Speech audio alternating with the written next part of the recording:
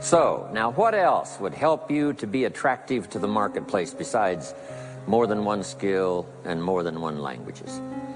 I've divided it into five simple, basic fundamentals of ideas to ponder and think about that will increase your value to the marketplace. Could perhaps, like it did for me, multiply your income by 2, and then multiply it by 3, and then multiply your income by 4, and then by 5. And once you get there, it's not that difficult to multiply it by 10, because all you have to do is make sure you become more valuable and more valuable and more valuable. You don't have to work on the economy, because here's the first note. Each person's income is determined primarily by their philosophy, not by the economy. Once I understood that, then I said, well, I don't have to go to work on the economy. And the answer was no. You only have to go to work on yourself to make yourself more valuable. So now here's 5 things I want to share with you. And the first one is your personal philosophy. What could get you more prepared and ready for cashing in on the opportunity of the 21st century? And here's the first one, personal philosophy. Your personal philosophy is like a guidance system that helps you make decisions what to do, what not to do. From the information you get and what you learn and what you know, we decide. Maybe your philosophy would have been 5 years ago never to attend seminars like this. You just didn't go. Now 5 years later, here you are. Something happened along the way to change your mindset, saying, hey, for the money and the time, if I just get one good idea and walk away, it certainly is worth the money and the time. So now that little amendment in your philosophy, you now say, I'm going to regularly go. because it doesn't take but a few ideas to make a great difference in your income, personal life, social life, and all the rest. So now you know that's valuable. A change of mind, a change of idea. So that's what personal philosophy is all about. The more we learn, the more we know, the better we're able to make better decisions about two major things. Your philosophical guidance system does two things. For your notes, number one, helps you to see the dangers on one side, so you can avoid those. But here's what else your guidance system does. Personal philosophy helps you to see the opportunities on the other side, so that you can expand those, maximize those. And here's what that's called. The game of life is to minimize the dangers and maximize the opportunities. And the more we know and the more we learn, the more experience we gather in sessions like this, from the sermon on Sunday morning to the books we read and all the rest, helps us to keep continually adjusting our philosophical guidance system so that we minimize more dangers, maximize more opportunities. That's really the game of life. I couldn't put it much more simply. So number one, we're affected by what we know. Now, how do we know more things and learn more things that'll help us readjust our thinking so we can avoid the dangers, maximize the opportunities? Here's number one, learn from personal experience.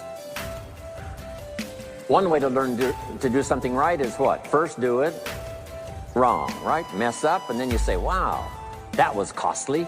I'm never going to do that again. So one way to learn to do it right, first do it wrong. Sometimes a negative experience turns out finally to be positive. They say if you survive your first heart attack, you may now live to be a very old person. Why is that? Well, that first heart attack, if you survived it, is called a wake-up call. And maybe the doctor said, one more of these and you're history. And you said, wow. And you make it for the health food store. And you start reading every book you can find on good nutrition, how to avoid another one of these heart attacks. And you start jogging and start walking and doing all of the stuff. And this total change of lifestyle could now save your life and cause you to live to be a very old person. Here's what my mentor said, that's some of the best advice I ever got. He said, Mr. Rohn, if you will change, everything will change for you. If you'll start making personal changes, your income will change, your health will change, your future will change, everything will change, if you're willing to start making the changes. So sometimes a negative experience now causes us to really make a sudden shift in our philosophical guidance system that says, hey, I'm never going to let this happen to me again. Fantastic. Now here's the next way to learn, and that is to learn from other people's experiences, whether they are negative or positive. It's too bad failures don't give seminars like this. Wouldn't that be good information? Now, we don't want to pay them, so they don't lecture, but their information would be valuable.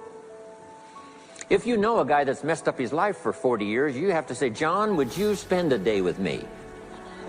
And I will bring my notebook and take good notes. A good-looking guy like you, beautiful family, every reason to do well, threw it all away. Teach me how for the last 40 years you messed it all up. And he tells you, and you take good notes.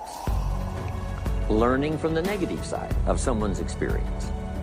If somebody tells me these eggs are rotten, I'm not going to make an omelet and try it, right? I'm just going to take their advice and their know-how. So, learn number one from your own experiences, learn number two from other people's experiences. And my mentor taught me to always keep a journal.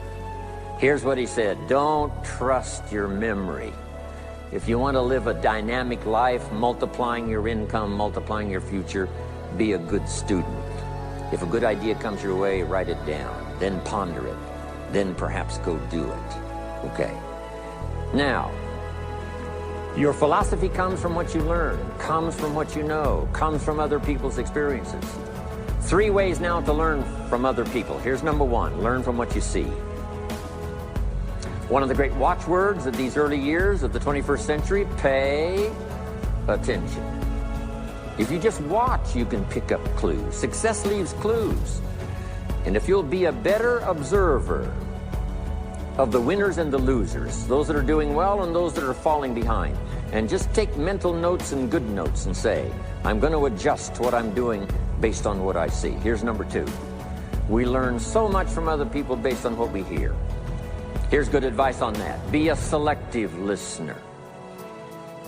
Listen to voices of value that have experience, ideas, reputation, something valuable to share. Now here's number 3. Read all the books. Now there's millions of books, so you can't read all the books. But make this note. Read all the books you need to read to make you as wealthy as you want to be, as healthy as you want to be, as prosperous, as productive, as unique a human being as you want to be. Read all of those books. Don't leave those books go unread. My mentor got me started on my library when I was 25. I got one of the best. If you saw my library, you would be impressed. I haven't read everything in it, but I feel smarter just walking in it, right? My library. I was smart enough to buy it all. Now I got to be smart enough to read it all. Now jot this down. When you do read, you have to sort through what you read and decide which is valuable to try. That's part of the process of learning. Gathering information and sorting through it. One, the information that would apply to you, and what you think would be valuable based on your current philosophical opinion. So read all the books. Our lives are greatly affected by what we learn and what we know. Now here's number 2 of these very basic 5 things I want to share with you. First, your personal philosophy. Here's number 2, your attitude.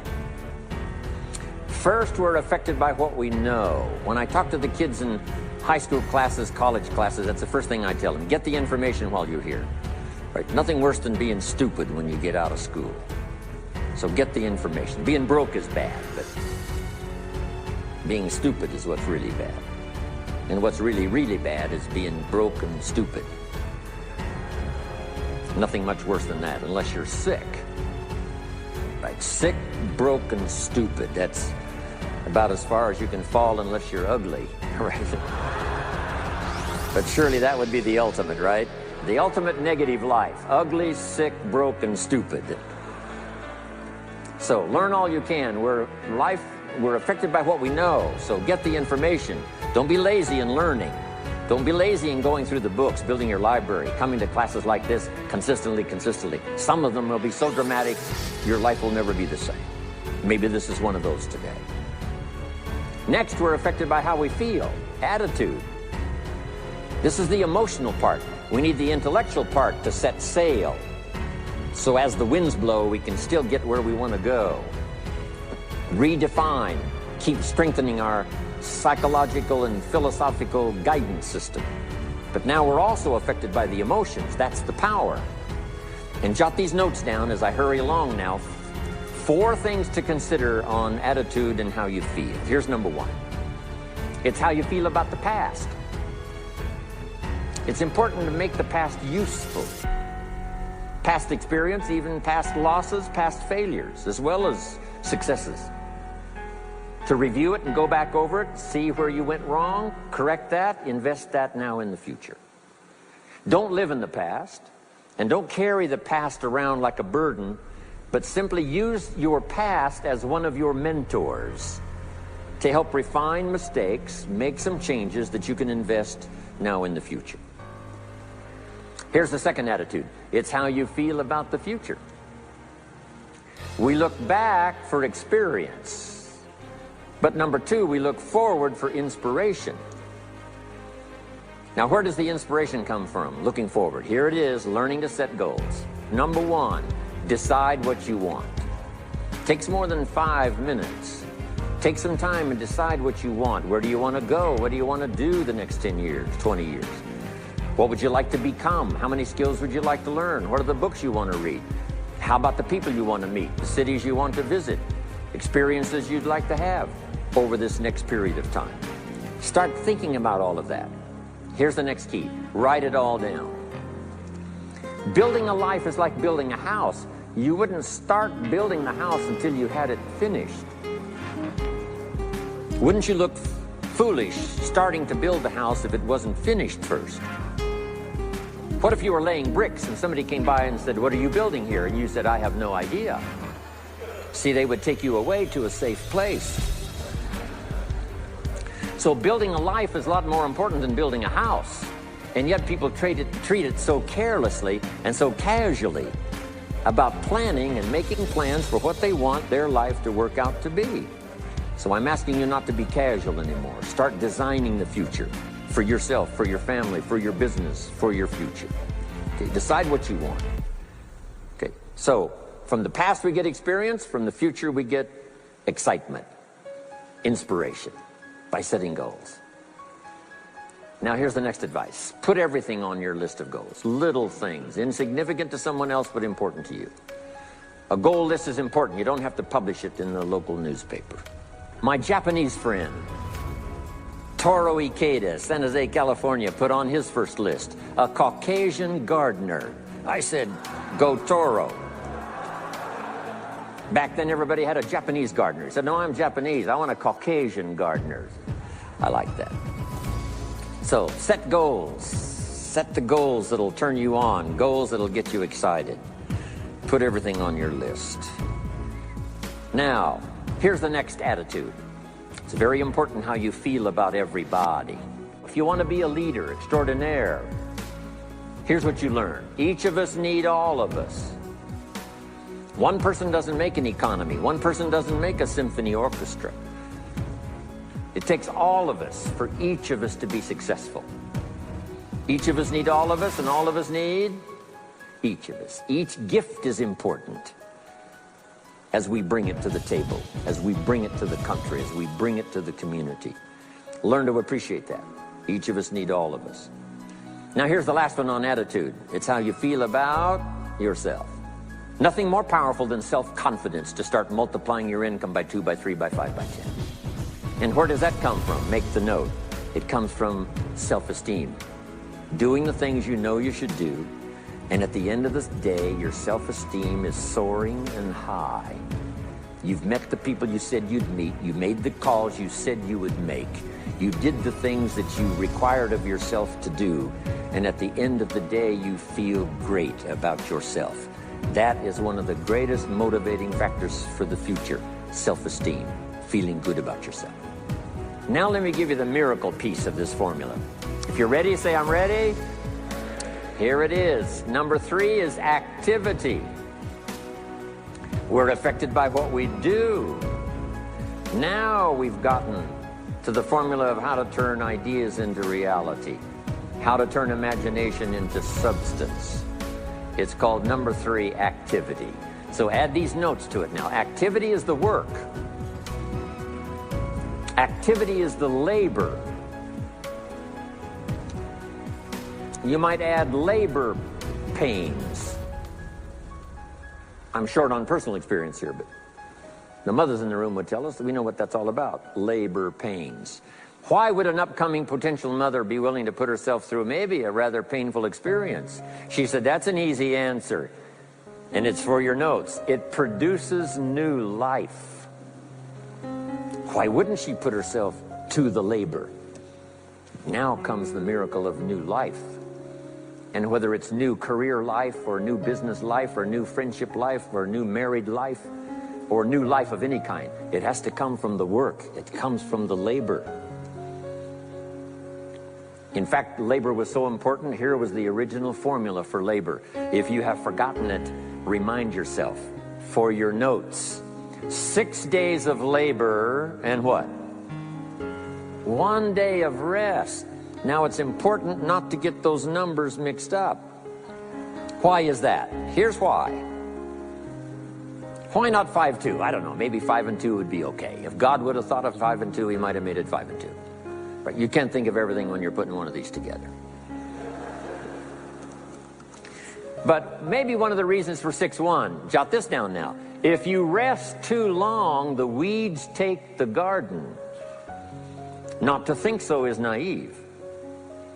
As soon as you've planted, the busy bugs and the noxious weeds are out to take it. So you can't linger too long in the rest mode. You've got to go back to work.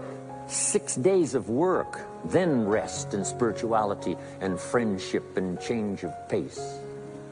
And then go back over the last 6 days. What did I do? What did I miss? Who did I miss? What happened? So that I can invest those corrections in the next 6 days of higher productivity. Have you got that now? 6 days of work, 1 day of rest. Don't get the numbers mixed up. Activity. Now, activity finishes the miracle. Good question for your notes. How did this convention center get here? Let me give you the steps. Number one, somebody saw it while the property was vacant. You say, well, how could you see a convention center if it isn't here? It's the only way it will be here. And somebody has to see it so clearly they can draw a picture of it, saying, this is the convention center. You say, no, it isn't there. They say, yes, this is the convention center. The artist's rendering shows you a picture of what isn't there. That's the beginning of imagination. So to turn nothing into something, here's what you do. Imagine the possibilities. That's why we recommend testimonials for someone to say, hey, I started with pennies and I made a fortune. And when they finish, sometimes they say something like this. If I can do it, what? You can do it. And we start imagining the possibilities. Here's number two. Have faith to believe that some of them are possible for you.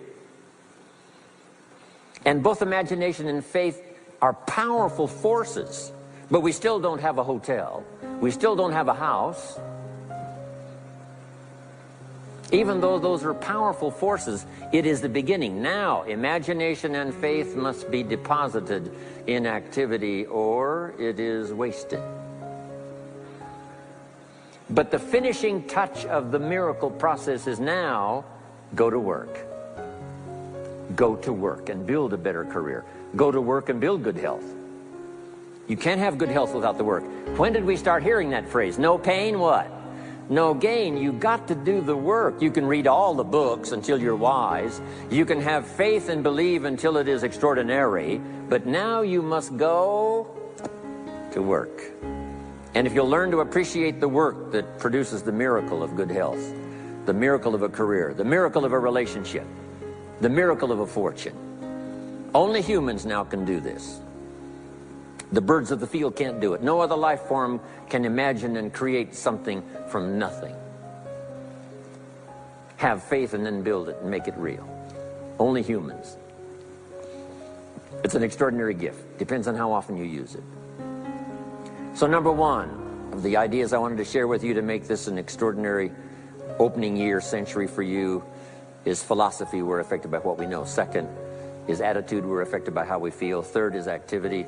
We're affected by what we do. Now here's the final two pieces. Number four, learn to measure progress. Once you've set up a project now, you want to turn nothing into something. Now you must measure your progress. How are you doing? Here's how we teach it to our children. Life expects us to make measurable progress in reasonable time. Measurable progress in reasonable time. That is the game of life. So part of it is not just to set up the proposed project, but as we start working on it, we start measuring how we're doing. Now first, what is reasonable time? You can't ask someone every 5 minutes, how are you doing now? See, that's too soon. Guy says, I haven't left the building yet. Give me a break. Now, we can't wait 5 years. That's too long. So there's reasonable time. So make this note now. What is reasonable time? One, at the end of the day. A conversation a father should have with his daughter today, because the magic is there. If he waits till tomorrow, the magic may be gone. Today.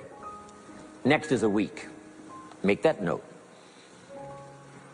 Usually, we get paid by the week. Somebody adds up our value to the marketplace, out comes the check.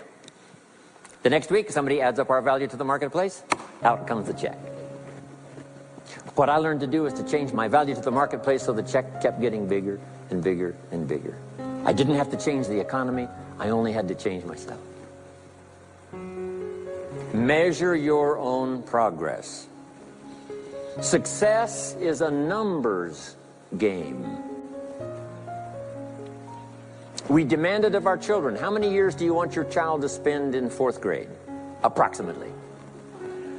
About 1 year, right? You say, well, if they're nice kids, would you give them 3 or 4 years? You say, no. This is not a nice game. This is getting ready for the future. This is getting ready for the challenges and the opportunities. You can't linger in 1 grade more than 1 year. Now make this note. The same should go for us as adults. Don't linger more than 1 year in 1 grade of learning. Adult, management, entrepreneurship, leaderships of all kind. Keep up the pace of learning. Okay. The numbers. Measure. Count. Now here's the key. Face the truth.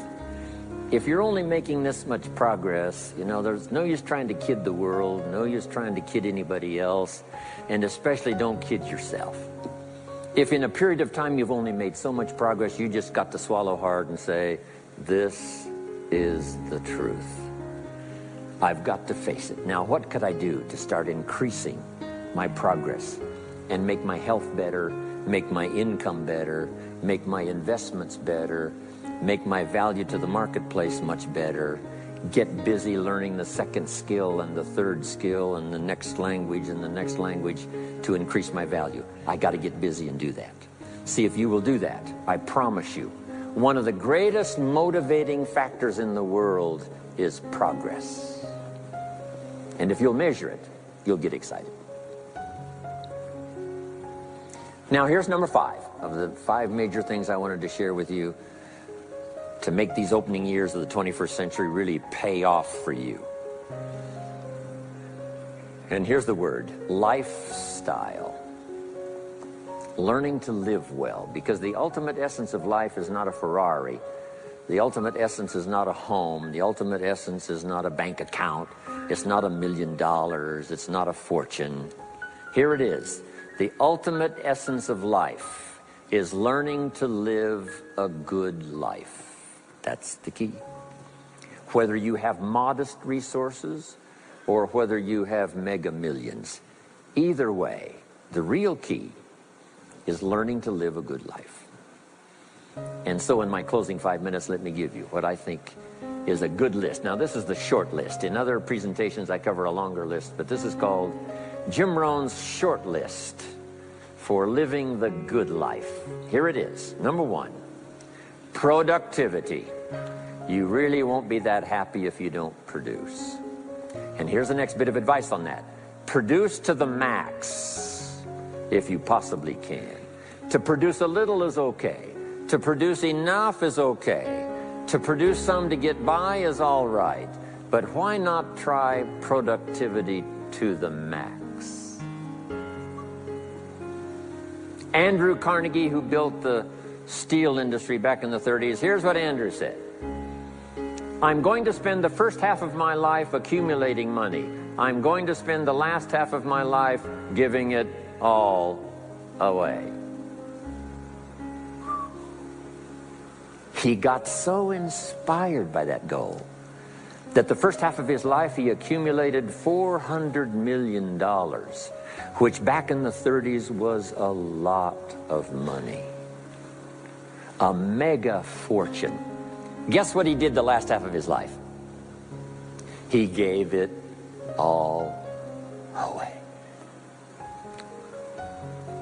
I got a good question for you as we close. Here's the question. What's got you turned on? What's got you up early? What's got you eager to face the day? What's got you inspired to learn the extra skill, put in the extra time, go the extra mile, learn how to work with people, guarantee your future? Good question. Here's number 2, good friends. You got to have good friends. The best support system in the world is good friends. Collect and nourish those as priceless. Good friends are those wonderful people who know all about you and still like you. Those are good friends. Here's number 3, your heritage. What's made America so unique among all the nations of the world and the greatest experiment in the history of the world? And that is the depository of gifts that have come to America over the last 300 or 400 years. The heritage from all walks of life, all over the world. Now, the key to keeping America vital and powerful and unique for generations to come is to keep alive these heritages. The music, the dance, the costume, the customs, the literature, the poetry, and all the rest combined together, making us an extraordinary, unusual nation among nations. Keep your heritage alive. Here's number 4, your spirituality. Whatever you believe in terms of spirituality, that's important. And I've got 3 words for you to consider. Here they are. Study, practice, and teach. Whatever you believe in terms of spirituality, study, practice, and teach. Don't leave your spirituality unstudied, don't leave it unpracticed, and don't leave it untaught. It's one of the major components of a good life. And now to close for your notes. Take special care of the inner circle. Family, close friends. Nourish them, they will nourish you. Inspire them, they will inspire you. And take care of the details, the little things that makes it special for family and friends. When my father was still alive after my mother died, my father lived about another 7, 8 years. When I used to travel, I would try to call him while he was having breakfast with the farmers, southwest Idaho. Make a special day. If I'm in Israel, I got to get up in the middle of the night, but I call in the middle of the night, Papa, I'm in Israel. And they would bring him the phone in this little cafe called the Decoy Inn. And Papa would say, Israel, son, how are things in Israel? And he'd talk real loud so everybody could hear, right? Say, Papa, they gave me a reception last night on the rooftop overlooking the Mediterranean. He'd say, overlooking the Mediterranean. Now he's got a story to tell for the rest of the day. My son called me this morning while I was having breakfast with the farmers. I know he had to get up in the middle of the night. Special days. One more scene. I thought about my father walking down the lane on the farm to the mailbox, opening it up. And this is for your notes. Make sure the mailbox is not empty. My father lived to be 93. What kind of an experience would that be for a day? Age 93, open the mailbox and it's empty. Even if it's just a postcard, make sure the mailbox is not empty. The details, the inner circle. And now here's the last. Maybe, just maybe, some of the things I've shared with you have been seeds that have fallen on your consciousness at the right time. And then if it turns into something valuable for you in the future, that will be well worth my coming, being away from my grandchildren and my children for a little while, to come and deposit the best of my experience with all of you today. Thank you very much. God bless.